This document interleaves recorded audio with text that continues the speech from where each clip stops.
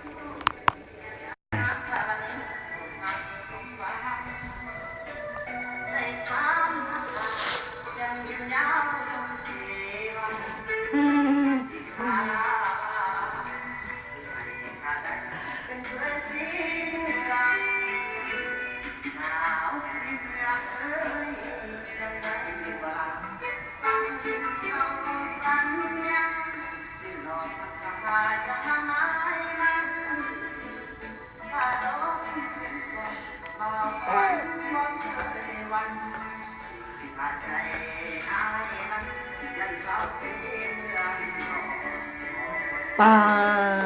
โทปลาแคนคำมันใครชื่อให้วะป้าชีว่ะชื่อให้ป้าโทปลาแคนคำโ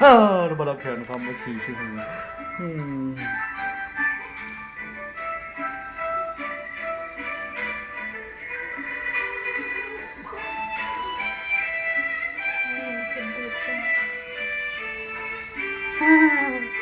ตุ๊ดเนี่ยจกเลย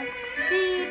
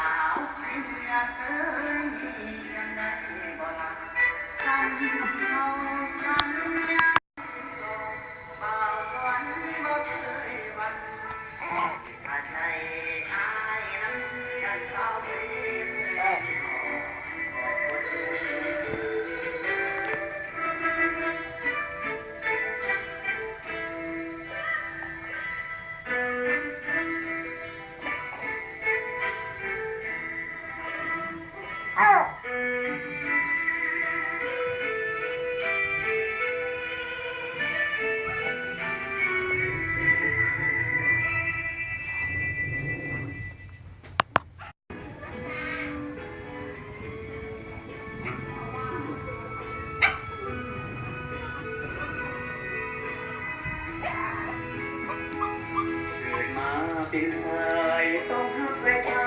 พ่อแม่ปาชาภูมิใจที่ได้เกิดมายืนเคียงคู่เป็นน้ำวิสาการผู้เบิกเส้นทางแสนยาวไกลผู้ลากันดาผู้ผ่านบ่มีสิ่งใด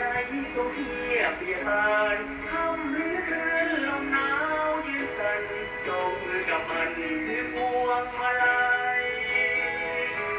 หัวเส้นทางคอยระวังด้วยความตั้งใจถ้าดูเส้นทางมองไว้เพื่อให้ได้แนวทางไปมาเดี๋ยวเลิกกันนานก็วันต่อสิ่งใดใด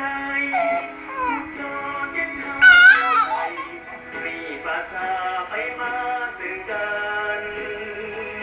สะดวกว่าไว้ขันใจขันกับสภาพการเพื่อพวงอยู่เย็นสุขสันต์วิการสมเป็นสายสาทหารเราลบสังเกตสมดังตั้งใจถึงว่ายุ่งยากถึงลำบากก็อดทนไว้ขอเพียงให้ชาติเราได้เช่นทางเดียวกัน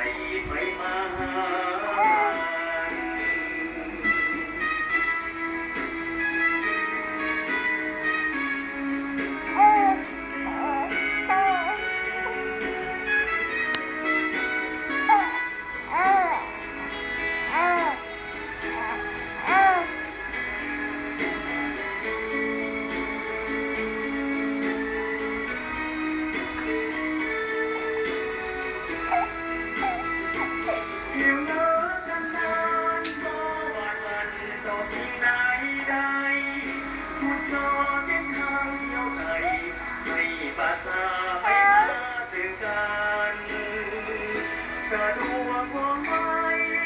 ทันใจทันกับสภาพตา มีรถโก้ผมจะใส่และสีมีเสาสวยเลย โอ้สาวคนลาวทั่วไปเกิดมาเป็นสายต้องหักสายสาดต่อหน้าที่การสมเป็นสายสาดทหารเราลบสร้างเสกสูงดังตั้งใจ ถึงว่ายุ่งยากถึงลำบากก็อดทนไว้ขอเพียงให้ชาติเท่าใดเส้นทางเดียวไต่ไปมา